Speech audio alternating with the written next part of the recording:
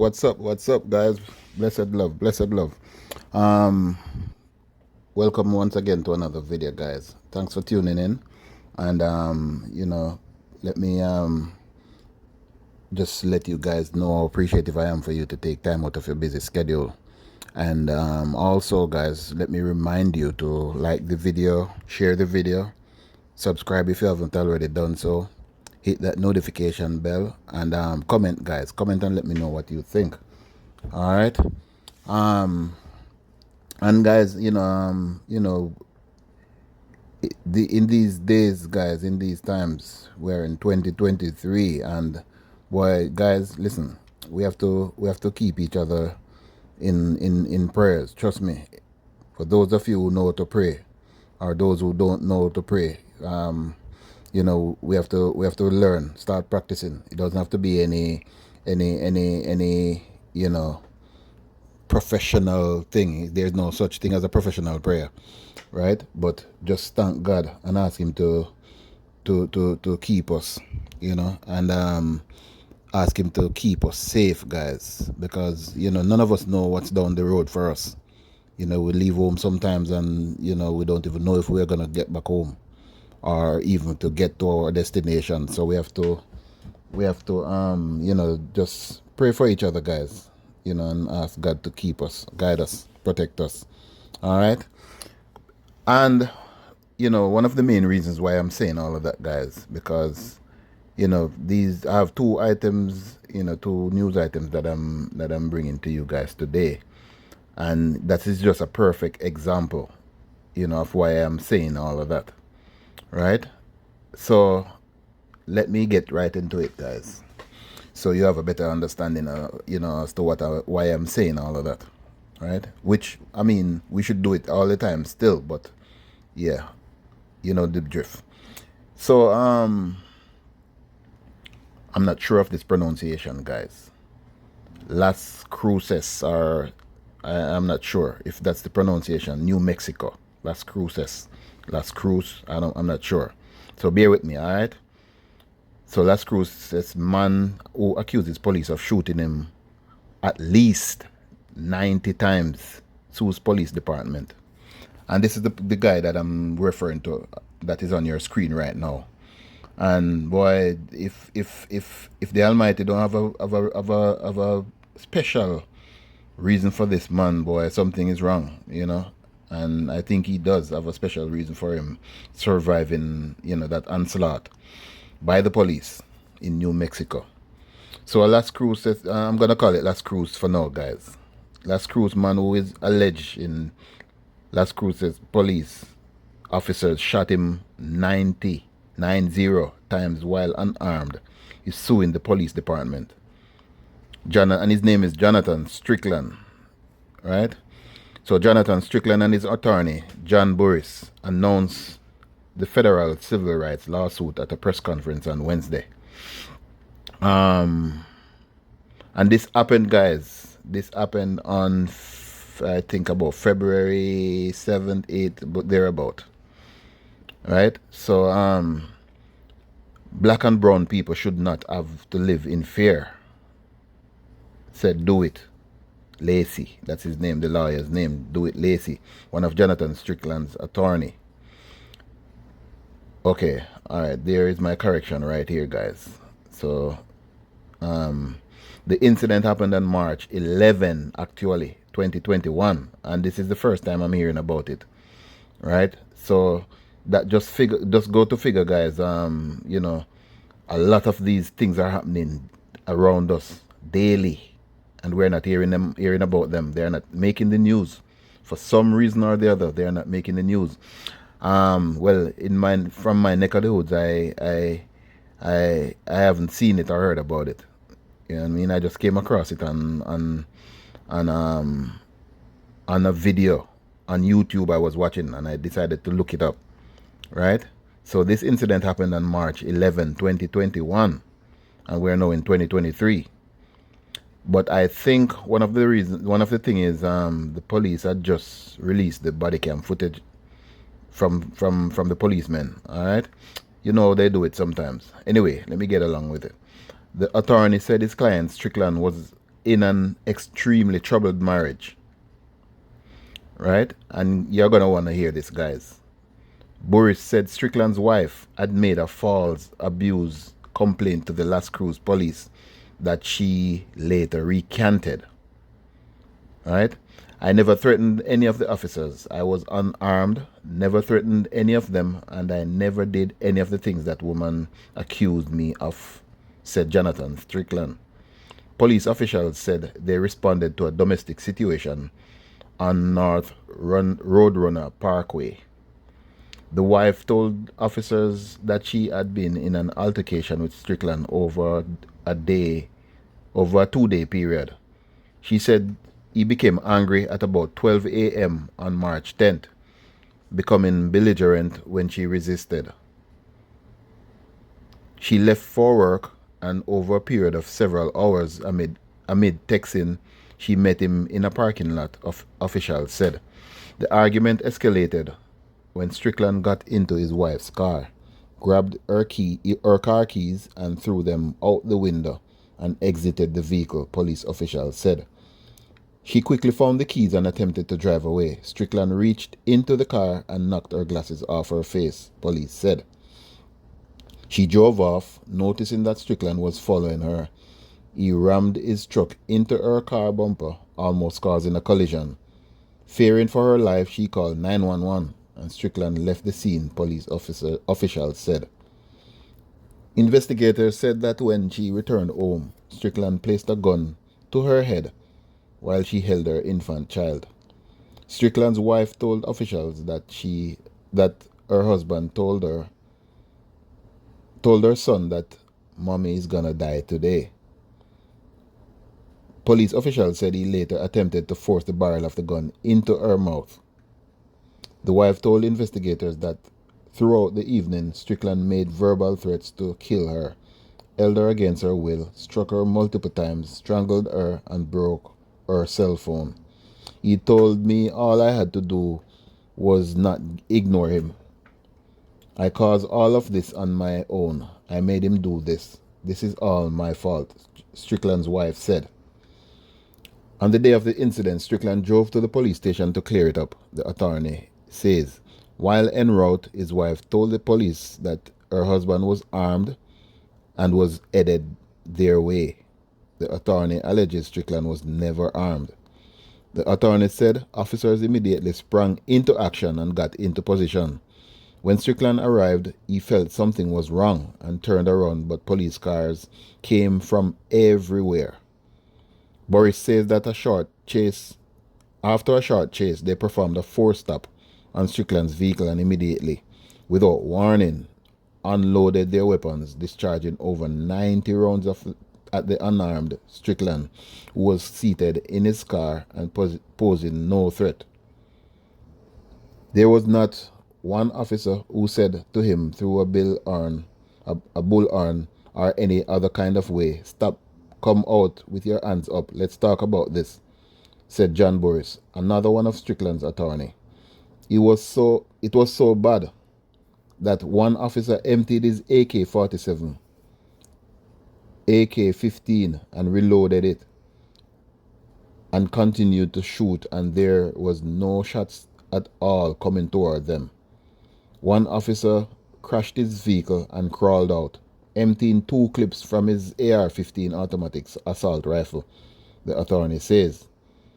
And guys, before I even go any further, listen, I saw that video, and that is why I said at the beginning that God must have had a special, or must have a special plan for this young man here, because boy, it wasn't no joke there, boy. Trust me, it was crazy.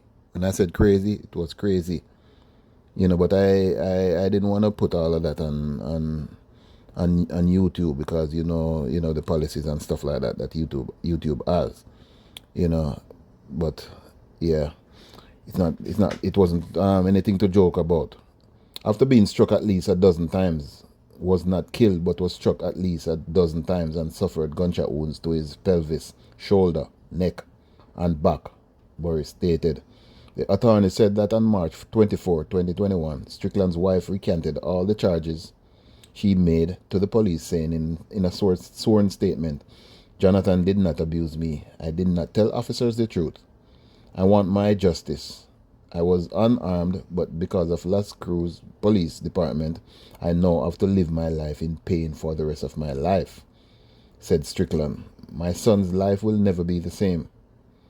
My life will never be the same. My son has lost so much because of this unnecessary, senseless act," said Strickland's mom.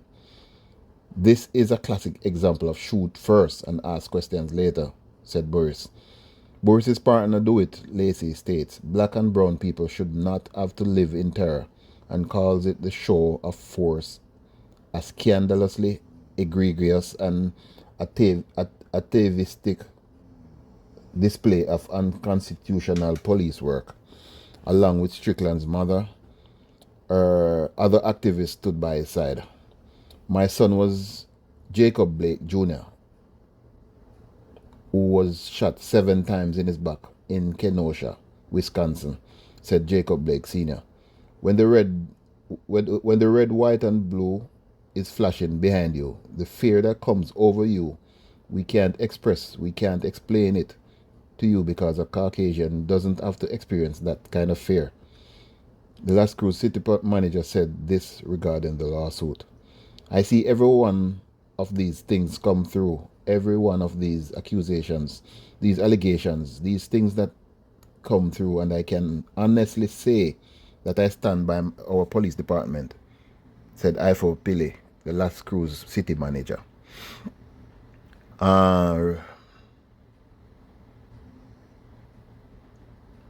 Louis Robles, an attorney representing the police department, did speak to news media about the case.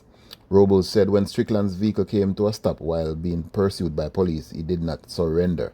Instead, Robles said Strickland raised his hand in a manner consistent with someone holding a firearm, and the officers, to defend themselves and their fellow officers, fired on them. I don't understand that part, guys, because if a suspect raise their hands, you can definitely, unless he's in a really dark tinted vehicle, that the police cannot see if he has a gun in his hands. And in any case, they're not supposed to be firing on somebody if they're not fired on first. That's a given, right? So I don't know what this man is talking about. And if they check their vehicles, they would see if any bullets did come towards them, right? Robles said because of Strickland's reported actions with his hands, officers had no choice and no time to give him verbal commands. In police body camera video showing Strickland in the hospital after the shooting, Strickland is heard saying, "I acted as if I had a gun, but I didn't." And then they just started lighting me up, and all I did was crouch down and get out like it. That was it.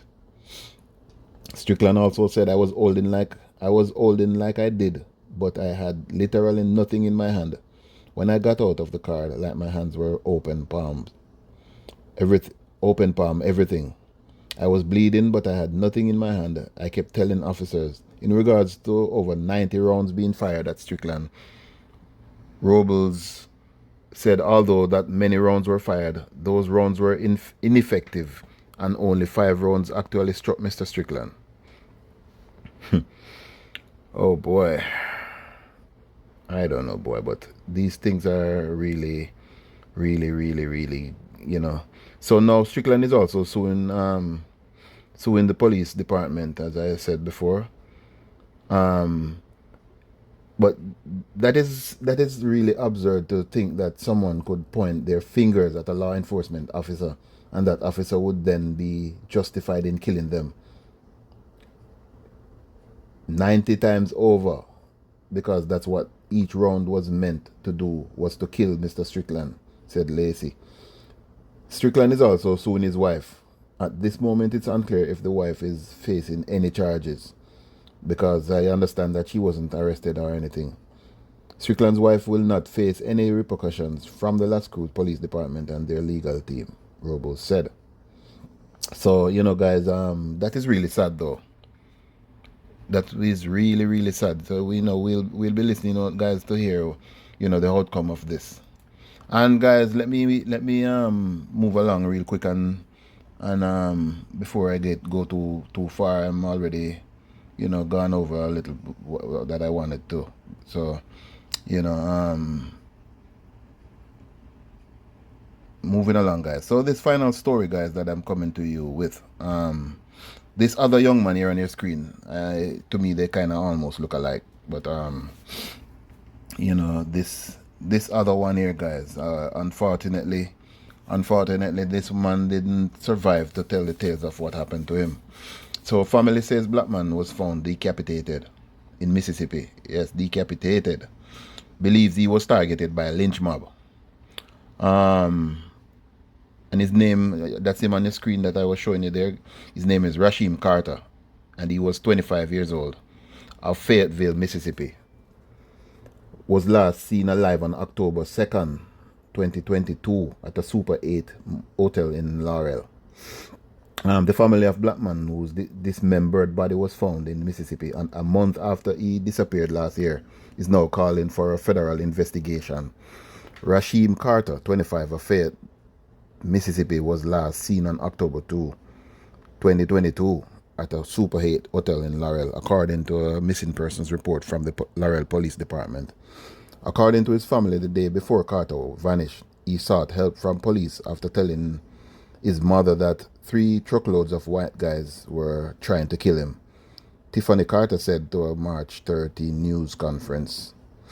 Police did not help him. He asked for help, but they did not help him, said Tiffany. On November 2nd, 2022 remains confirmed to be Carter's I'm sorry, Dad. Let me read that again. On November 2nd, 2022, remains confirmed to be Carter's were found in a wooded area of Taylorsville, Mississippi, which is about 21 miles away from where he was reportedly last seen, according to a Facebook post from the Simits County Sheriff's Office. The statement said that authorities had no reason to believe foul play was involved. The statement said that the authorities had no reason to believe foul play was involved. The statement didn't share details about what led up to the discovery, and it didn't include information about Carter's cause of death. No, tell me this now, guys. A person, gave a report to police that, truckload of men were following him and wanted to kill him, right? He then vanished, and his decapitated body was found later, whatever time later, right? And the police is saying there's no reason to believe foul play. Boy, I tell you, boy, when you hear some of these stories, you're just in shock. You can't believe what you're hearing sometimes. So Simit County Sheriff Charlie Crumpton did not immediately return people's request for comment on Tuesday. In an attempt to figure out what happened to her son, Tiffany sought the help of civil rights attorney Ben Crump, who shared additional information this week about Carter's death after obtaining an independent autopsy. Tiffany's sister Felicia Kao launched a GoFundMe campaign last year to help the family's pursuit of attaining justice. The autopsy findings, Crump says, suggest that Carter was murdered, calling it not a natural death. His head was severed from his body, Crump told reporters. His vertebrae, his spinal cord, was in another spot they discovered away from his severed head. They have recently found remains that they believe are also Rasheem Carter at another part of where he went missing. According to Tiffany, the family believes he was a victim of a hate crime. He was dutifully and gainfully employed, just trying to make a living for his young child, and ends up dead. Chased by what we believe to be a white supremacist, a lynch mob, attorney Carlos Moore added. Crump asked the Department of Justice to conduct an investigation into Carter's death, saying law enforcement failed to act. And rightfully so, they really failed to act, because if they're going to say that, they have no reason to believe him in foul play, so what dismembered him like that? Or whom dismembered him like that? When Carter allegedly told police that he feared for his safety, right? Boy, I tell you, Laurel Police Chief Tommy Cox said Carter didn't ask for help before he went missing. The chief reportedly said they'd quickly turn over the... Wait. Let me see if I'm reading wrong. Carter said Carter didn't ask for help before he went missing.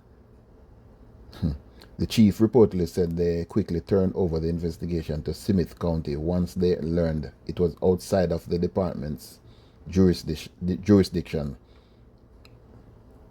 At the news conference, Crump called Carter's death a nefarious act. This was an evil act. Crump added, somebody murdered Rasheem Carter, and we cannot let them get away with this. The investigation, led by the Smith County Sheriff's Office with assistance from the MBI and the FBI, remains ongoing. Wow. So guys, there you have it. Another black man, loses his life in a really, what's the word, guys? In a really, crazy, inhumane way. You know what I mean? And I'm not even holding my breath for anyone to be held accountable for this, because first of all, they have to identify the people or the persons that were that he felt threatened from. Who's gonna ID those people? The one person that can is dead. So I don't know, guys, but in any case, we'll be listening out for what's to come on in this case. You know what I mean? So thanks again, guys, for tuning in. I'm way over my time, guys, and as I always say, I hate long videos. So thanks again for tuning in, guys. Please remember to like the video, share the video, subscribe if you haven't already done so, and hit that notification bell. And also, guys, comment and let me know what you think. All right? Blessed love. Peace. Blessings.